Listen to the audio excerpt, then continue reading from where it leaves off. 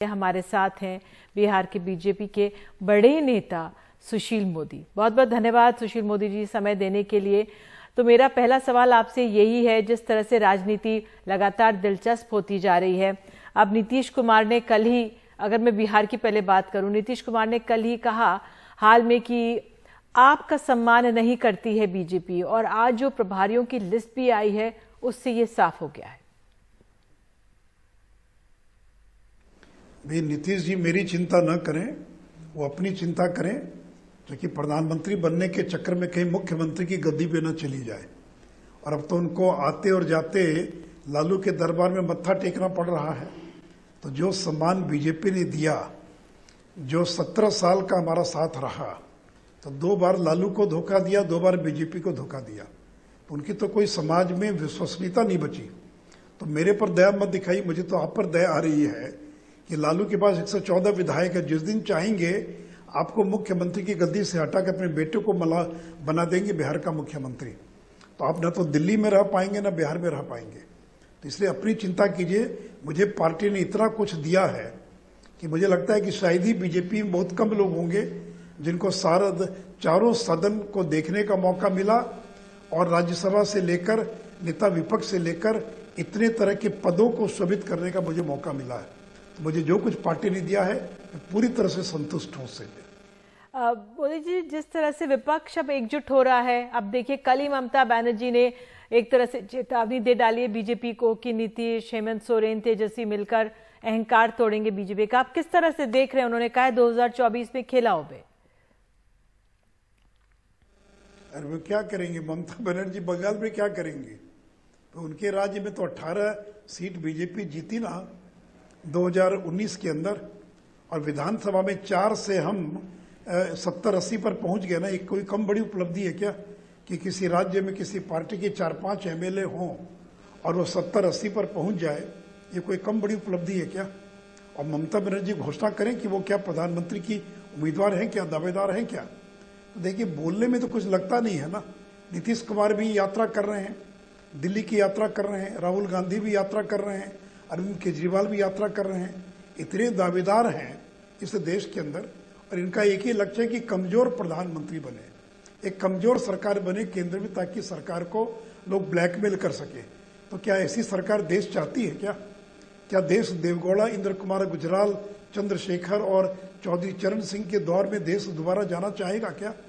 कि 30 MP 40 MP का व्यक्ति प्रधानमंत्री बन गया, मधु कोड़ा बन गया मुख्यमंत्री, एक एमएलए भी नहीं था उनका और वो बन गया मुख्यमंत्री। तो क्या देश इस तरह की सरकार तो देखना ही चाहेगा ना। अब आपने नीतीश कुमार की भी बात कही। नीतीश कुमार तमाम नेताओं से मुलाकात कर रहे हैं। उन्होंने दिल्ली में मुलायम सिंह यादव, अखिलेश से भी मुलाकात की, और उन्होंने कहा एक तरह से समाजवादी विचारधारा को वो अहम बता रहे हैं। और आज के दौर में कितनी सफलता मिल सकती है, क्या आंकलन आपका? देखिए, ये समाजवादियों के बारे में विधान परिषद में गुलाम गौस, जो जनता दल यू के विधान पार्षद हैं, उन्होंने कहा कि ये समाजवादी 2 साल से ज्यादा साथ नहीं रह सकते हैं और फिर 2 साल से ज्यादा अलग नहीं रह सकते। तब समाजवादियों का खत्म हो गया दौर। ये तो बीते युग की बात हो गई। कहाँ कोई समाजवाद है? जब रशिया टूट गया, यूएसएसआर टूट गया 15 खंडों के अंदर, तो अब कहाँ कम्युनिस्ट बचे, कहाँ समाजवादी बचे? जनता पार्टी कितने खंड में टूट गई।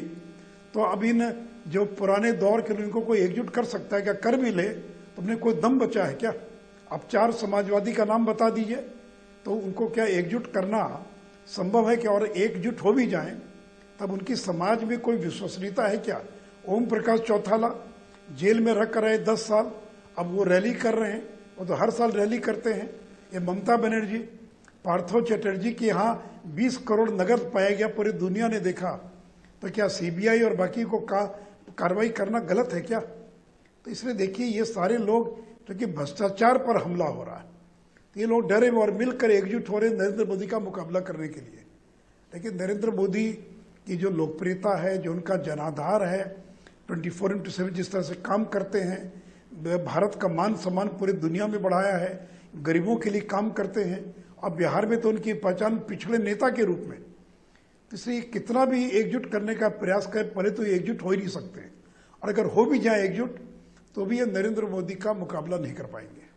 लेकिन दूसरी तरफ अरविंद केजरीवाल को आप देखिए, वो मेक इन इंडिया नंबर 1 की मुहिम चला रहे हैं, विश्व गुरु की तर्ज पर 20 करोड़ में विधायक खरीदने का आरोप लगा रहे हैं। वे भी गुजरात पहुंचकर कह रहे हैं कि गुजरात में काम ही नहीं हुआ है इन 27 सालों में, शिक्षा बेहतर करेंगे। उनकी रणनीति से क्या फिक्र है बीजेपी में?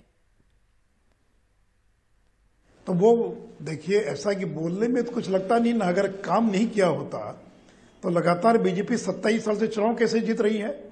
क्या हमने बूथ कब्जा करके चुनाव जीत लिया क्या, या लोगों को पैसा बांटकर वोट खरीद दिया क्या? अगर बीजेपी के वोट शेयर में लगातार वृद्धि हो रही है, हम लोकसभा की सारी सीटें गुजरात में जीत रहे हैं, और किसी ने यह दावा तो नहीं किया कि सारी समस्या का समाधान कर दिया, सारे स्कूलों को हमने हर गांव में स्कूल खोल दिया, कोई सरकारी दावा कर सकती है क्या? अरे कांग्रेस 60 साल रही, वो तो दावा ही नहीं कर सकती है। तो लेकिन गुजरात में या किसी भी राज्य में बीजेपी ने अच्छा काम किया, उसी का परिणाम कि बार बार मौका मिल रहा है। हरियाणा में दोबारा मौका क्यों मिला हम लोगों को? उत्तराखंड में दोबारा क्यों मौका मिला? क्यों आसाम के अंदर दोबारा मौका मिला? इस देश के अंदर सरकारें रिपीट हो रही हैं, दोबारा जीत कर आ रही है। हिमाचल में हम रिपीट हुए, क्यों रिपीट हुए? क्योंकि हमने अच्छा काम किया। लेकिन ये कोई दावा नहीं करते हैं, बीजेपी हो या कोई पार्टी, कि हमने गरीबी दूर कर दिया, बेरोजगारी पूरी तरह से खत्म कर दिया। ये कोई अमेरिका भी दावा कर सकता है क्या? लेकिन हमने बेहतर काम किया, अच्छा काम करें, लोगों को भरोसा है कि इन लोगों को और मौका मिले तो और बेहतर काम करेंगे। सुशील जी, अगर हम कांग्रेस की बात करें, राहुल गांधी की पदयात्रा चल रही है, जनसंवाद है, जनसंपर्क है, और कांग्रेस को इससे ऊर्जा तो मिलेगी, लेकिन राष्ट्रीय राजनीति में क्या ये चुनौती बन सकती है? क्योंकि ये बिल्कुल पुराने जमाने की तरह की राजनीति है, जब बिल्कुल आम लोगों से संपर्क होता था। नहीं, क्या चुनौती बनेगा? देखिए, जो राहुल गांधी है, वो उनकी पार्टी में ही लोग उनको सीरियस नहीं लेते थे। उनको एक गंभीर नेता के रूप में कभी कांग्रेस के लोगों ने नहीं लिया। एक बहुत ही कैजुअल, एक नॉन सीरियस और समय समय पर प्रकट होने वाले लोग। तो इस यात्रा से शायद कांग्रेस में वो स्थापित हो जाए। तो इसलिए विषय कांग्रेस के भीतर स्थापित होने का है, और हम तो चाहेंगे कि राहुल गांधी को लोग तय कर दे उम्मीदवार, तो हमारी लड़ाई और आसान हो जाएगी। तो इसलिए राहुल गांधी पर कोई सहमति बन सकती है क्या?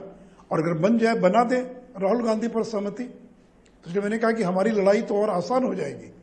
क्योंकि एक नॉन सीरियस, कैजुअल, महीने में 10 दिन विदेश में रहने वाला व्यक्ति, कभी पार्लियामेंट में अटेंड नहीं करते हैं, कभी पार्लियामेंट के गंभीर विषयों पर कभी चर्चा में भाग नहीं लेते हैं, पार्लियामेंट के अंदर बैठते नहीं हैं, तो क्या ऐसे लोग, और जिनको ये पता नहीं है कि आटा लीटर के भाव बिकता है या किलो के भाव बिकता है?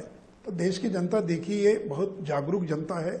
ये 50 साल पहले का भारत नहीं है, ये 2022 का भारत है, जहाँ तो इसलिए लोग बहुत जागरूक हैं, और उनको अपना हित मालूम है कि किस पार्टी और किस नेता को वोट देने से और सरकार बनाने से उनका हित पूरा होने वाला है। चलिए, आपने हमसे बात की, समय निकाला, इसके लिए बहुत बहुत धन्यवाद। लेकिन विपक्ष की राजनीति अब बहुत दिलचस्प होती जा रही है। जैसे जैसे 2024 करीब आ रहा है, देखना होगा किस तरह से आरोप प्रत्यारोप का दौर चलेगा और बढ़ेगा।